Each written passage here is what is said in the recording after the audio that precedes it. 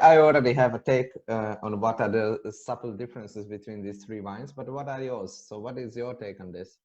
What do the different slates give to the wine? Or what are the differences between these wines? Yeah, we spoke about from Grauenschiefer before. Mm-hmm. From Rotenschiefer now, it's from two vineyards. It's from the Marienburg also, from the Rotenpfad section, but younger wines. And also from the neighbor vineyard named Nonnengarten, also red slate. So that's a blend of both vineyards from Rotenschiefer. And so from Rotenschiefer is more weathered, a little bit softer, and has more deepness. Here we have 80-90 centimeters weathered soil and then the rock. And so these wines seems a little bit more opulent. And here you have more herbs in the taste, and also you have more red fruit in the taste, more red fruit like red peach from the vineyards, gooseberries, and if there is more roughness, also a touch of white strawberries. Mm-hmm. If it's young, it's more charming, and I think it's a good partner in combination with food. True. I have a similar take on that in terms of aromas. I mean, every people is different, of course, but in this wine, I had more of an appley feeling than with the gray slate. So it's for me, but with this wine I had apple. It's yellow. No, rather the red one. It's like not this like this red apple like, and also this kind of almost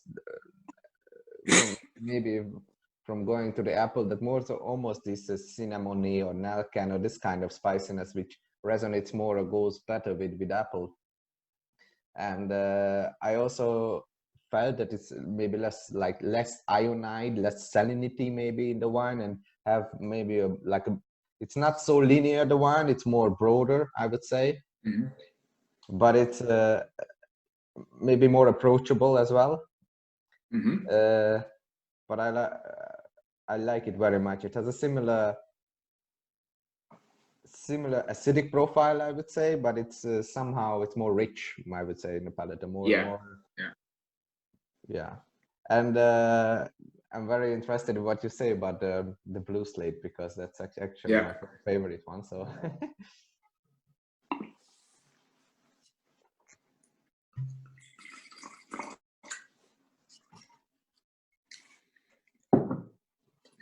so from Grauenschiefer, the blue slate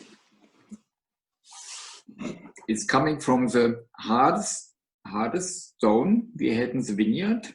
It's really dark and also very pure in the vineyard, only 20, 25, 30 centimeters of these stones in the vineyard. It's not really weathered, stony, and then the rock. It's really, really hard. And so we need a lot of respect for these wines, for this hard work they do.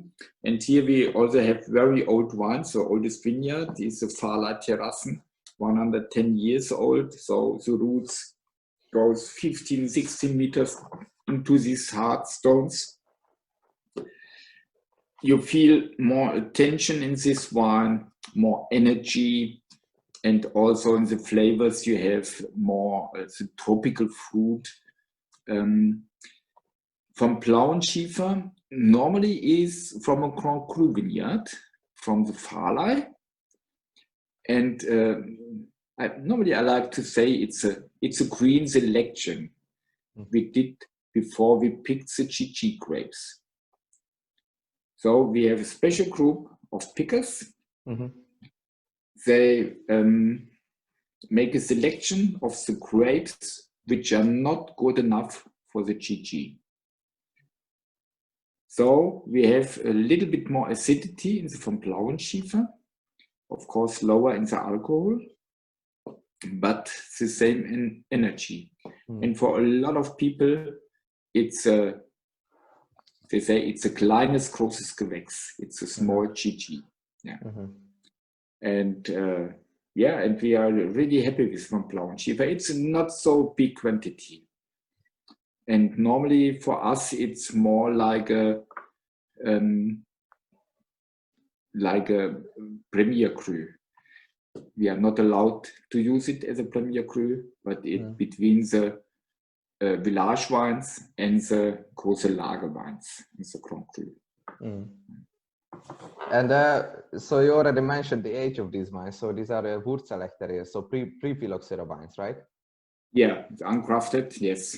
Yeah. And the most of them, some from the younger wines are grafted, and yeah, but I think in our vineyard, 50%, 60% maybe are ungrafted wines. So old wines mostly are ungrafted. What are the differences between like working with these wines instead of grafted? The ungrafted wines, you have smaller grapes.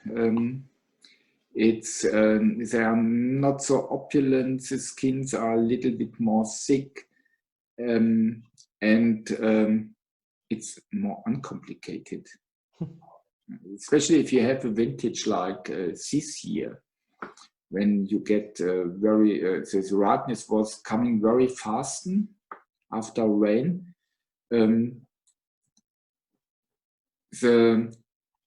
The grafted wines are very opulent, so are growing, and we lost a lot of grapes in this vineyard because they are overripe.